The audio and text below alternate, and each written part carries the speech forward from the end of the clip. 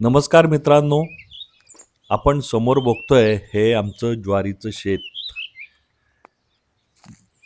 आपण मागच्या याच्यामध्ये बघितलंय, की आपण कुलदैवताचं दर्शन घेतलं, खंडोबाराया. आपण कमेंटमध्ये सांगा कोणाचा खंडोबा आपला लिंबगाव दावडीचा त्यांनी सांगा. की आम्हाला पण कळेल, की आमचे परिवारातले लोकं इथे राहतात. तर आपण बघतोय हे सुंदर असं सोन्यासारखं दाणेदार ज्वारीचं कणीस. ज्वारीची लागवड साधारणतः 4.5 महिन्यापूर्वी केली होती. 5 महिन्यामध्ये पूर्णपणे हे कणीस झालेलं आहे तयार. आपण हे संपूर्ण ज्वारीचं शेत बघतोय, ते 1 एकरमध्ये आहे आणि 1 एकरमध्ये साधारणतः 6-7 पोती होतात. पण याची निगा, देखभाल ठेवली पाहिजे. आणि आत्ता आई म्हणाली, की 2-3 दिवसात आपण ज्वारी काढणार आहोत. पण तत्पूर्वी हे पक्षी सगळे ज्वारी खातात. त्यांना तिथनं दूर करण्यासाठी आपण शेतात जायला पाहिजे. शेतात उभं राहून त्यांचं एक गोफण असते किंवा काहीतरी वाजवणं असतं किंवा काठीने हाकलणं असतं. असं पक्ष्यांपासून ती ज्वारी वाचवली पाहिजे. म्हणून आज मी आणि माझा भाऊ विजय आम्ही दोघं इथे शेतामध्ये फिरतोय आणि फिरत असताना असं वाटलं, की ही ज्वारीची कणसं किती सुंदर आहेत. म्हणजे खऱ्या अर्थाने सोनं आपण म्हणतो, ते सोनं बघून गळ्यात घालतो आपण, मिरवतो. पण हे खरं सोनं आहे शेतकऱ्यांचं आणि सर्वांचं. हे दाणेदार ज्वारीचं कणीस खरं सोनं आहे. हे जर नसेल तर आपण जगू शकणार नाही. म्हणून आज इथे प्रामुख्याने हे शेत आपण दाखवण्याचा प्रयत्न करतोय आणि हे कणीस असे सुंदर असे कणस दिसतायत. पाठीमागे बघतोय आपण की झाडं काही आहेत, कारण ओसाड प्रदेश आहे. आमच्याकडे पाण्याचं पाणी कमी आहे तसं. हे खडक असल्यामुळे पाणी राहतच नाहीये. आजूबाजूला विहीर आहे. त्या विहिरींना सुद्धा पाणी आत्ता आटल्यात विहिरी. साधारणतः डिसेंबरपर्यंत पाणी होतं, पण आत्ता पाणी नाही आहे. म्हणजे जानेवारीपासून अक्षरशः आमच्याकडे टँकर सुरू झाले. आणि आत्ता आमच्याकडे बोर आहे. त्या बोरचं पाणी फक्त प्यायला आम्ही वापरतो. शेतीसाठी हे पाणी, हे शेती थोडंफार मिळालं तर शेतीला आपण वापरतो. तर आता हे असं सुंदर असं आमचं शेत, टुमुकदार दाणे. आता मागच्या बाजूला आपण बघतोय, की मागच्या बाजूला वडगाव पीर आहे. म्हणजे आम्ही लोणी आणि लोणीच्या बाजूला वडगाव पीर. ते वडगाव पीर आणि याच्यामध्ये प्रचंड असं माळरान आहे.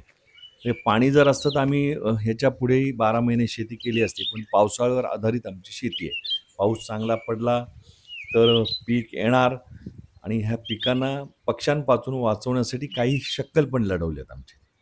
आपण ह्या ह्याच्यात बघूया, की अशा पट्ट्या म्हणजे पूर्वी ती कॅसेट असायची, कॅसेटमधलं रील असायची किंवा व्हिडिओ कॅसेट असते, त्याच्यामध्ये रील असते. असं ती रील अशी बांधली जाते आणि हे बघतोय आपण इथं दिसतंय असं आणि ती रील इकडनं-तिकडनं बांधली, की ती हलते आणि चमकते आणि मग पक्षी उडून जातात. तर कोणाकोणाच्या इथे आहे आत्ता सध्या ज्वारीचं शेत आहे, कमेंटमध्ये सांगावं आणि अशा रीतीने हा सुंदर व्हिडिओ आपण सगळ्यांनी बघावा. आणि बघत असताना कमेंट पण कराव्या, की ज्वारीचं शेत माझ्या इथे आहे, तुमच्या इथे आहे.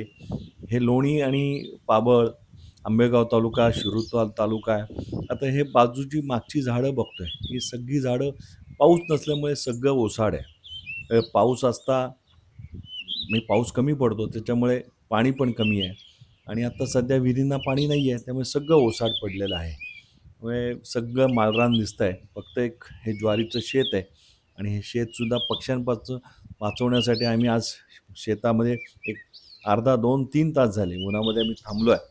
तर संध्याकाळी पक्षी नसतात. ही पट्टी बघतो आपण. ही पट्टी दिसते ना, ही पट्टी बांधल्यामुळे पक्षी घाबरतात आणि येत नाही. तर चला असे सुंदर व्हिडिओ बघण्यासाठी आपण या चॅनलला सबस्क्राईब करा, लाईक करा आणि शेअर करा. तर आपण असं टुमुकदार कणीस बघण्यासाठी परत आता भात शेती आपली आमच्याकडे भात नाही, सॉरी आमच्याकडे गव्हाची शेती आहे. ते गहू पण काढणार आहोत. गहू काढल्यानंतर आपण ते गव्हाचा पण व्हिडिओ आपण टाकणार आहोत.